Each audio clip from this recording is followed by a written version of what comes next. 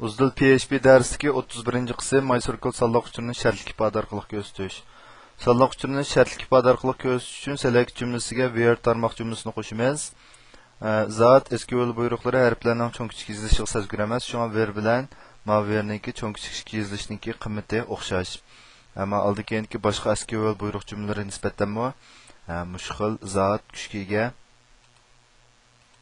Hemen qaraydigan bolsaq, bu yerdə bizga ko'p uchraydigan shartlik belgilar berilgan.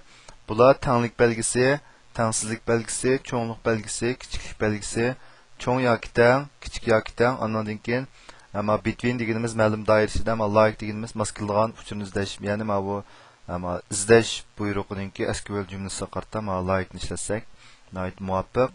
Ondan keyin bu buningki grammatikasiga qaraydigan bolsaq, bu yerda select it, columns from table where columns operator value meyadiki biz izmoqchi bo'lgan qiymat xilolati keldi.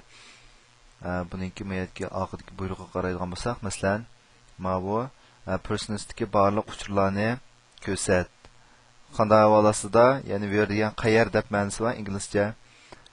Bu buning familiyasi Peter bo'lgandiki barliq uchurlarni bizga ko'rsatib deb bu yerdagi buyruqni berdi.